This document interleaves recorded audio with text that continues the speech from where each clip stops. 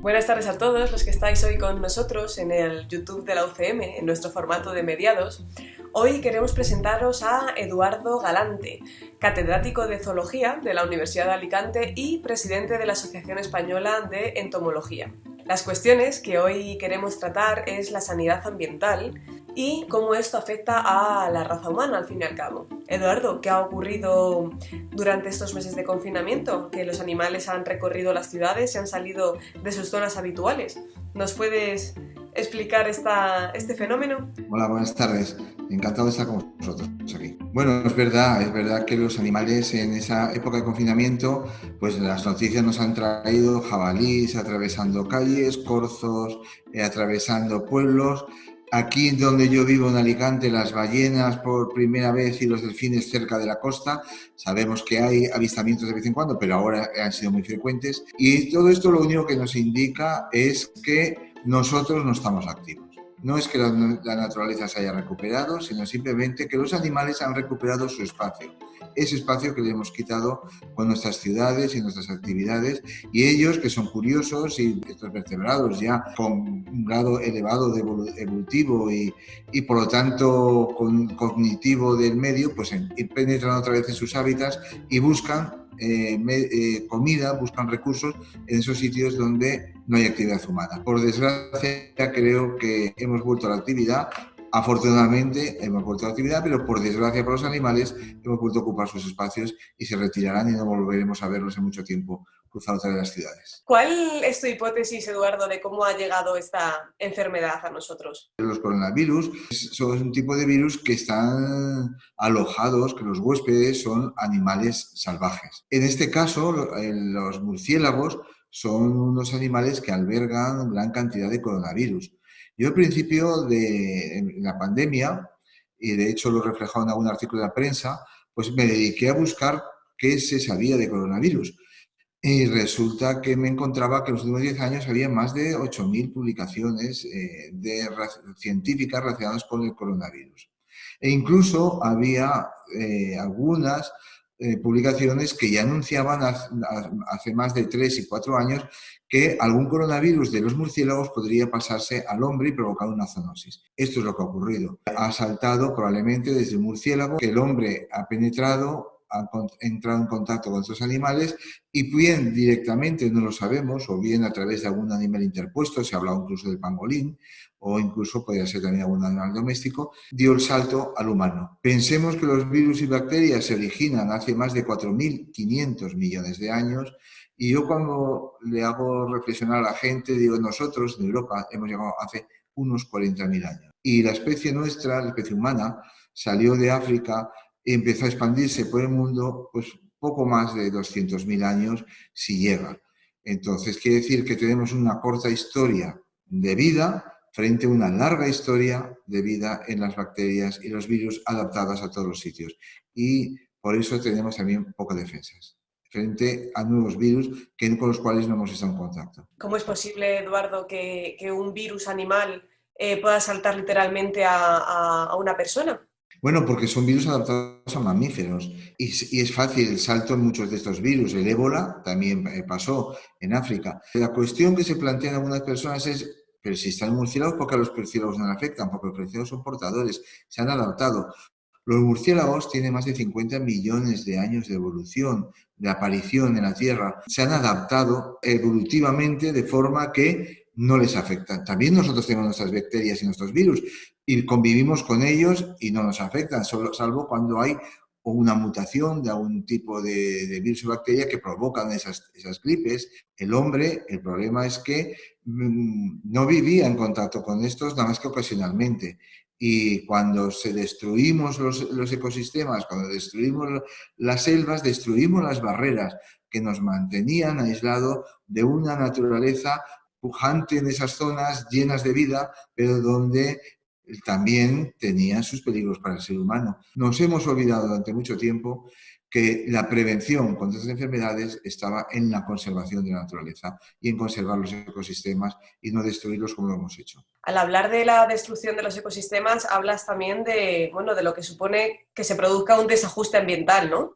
Claro, es un desajuste ambiental provocado por el hombre. El desajuste ambiental más grave es el cambio climático, pero también tenemos ese desajuste ambiental producido por la eliminación y simplificación del medio. En la naturaleza hay interacciones entre seres vivos muy complejos y esas redes que mantienen la diversidad a nivel mundial son los que mantienen diversidad y son nuestro mejor protector frente a estas enfermedades. ¿Por qué?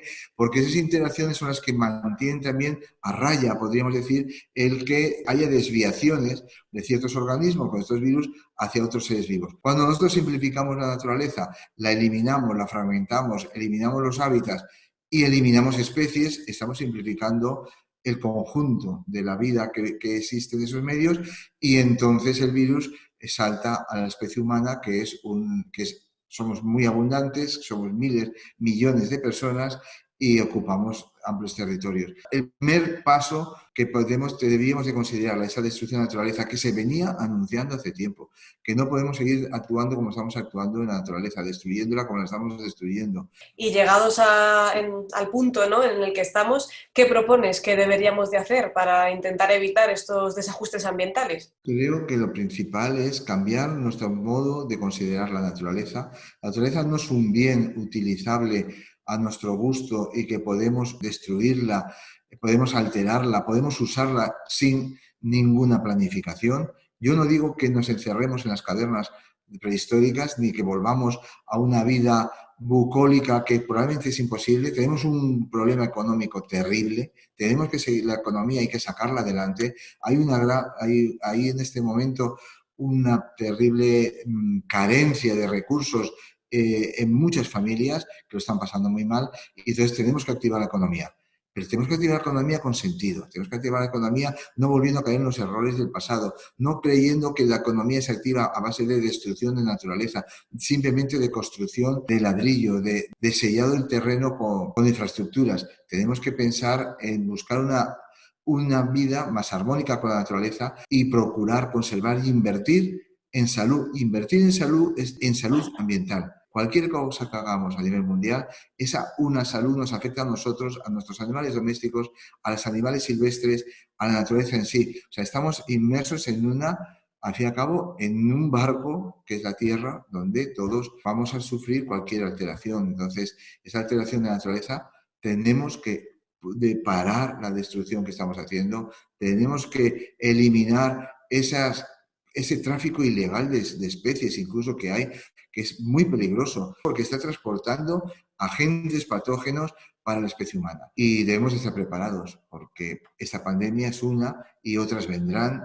Ojalá tarde mucho en llegar, pero probablemente habrá nuevas pandemias y ya tenemos que haber aprendido de nuestros errores, que probablemente han sido muchos, pero nos ha cogido desprevenido y tenemos que avanzar en ese sentido. Y otra de las líneas que tenemos que atacar y que parecía que casi se había olvidado y se está reactivando es el cambio climático. Destrucción de selva, movilidad y cambio climático son las tres patas de un banco que sostiene o que mantiene precisamente estas zonas y estas pandemias. He leído, Eduardo, en uno de tus artículos que hay animales domésticos como perros y gatos que están infectados. ¿Cómo puede afectar esto al resto de personas? Me parece muy interesante eso y lo planteemos, pero a mí me preocupa mucho cómo hacemos que de la mascota no pase a un niño o pase a un mayor o pase a cualquier persona. Eso incrementa la responsabilidad que tiene que tener una persona que tiene una mascota en su casa. Y tiene que ser muy consciente de que si tiene ese animal, esa mascota, adquiere un compromiso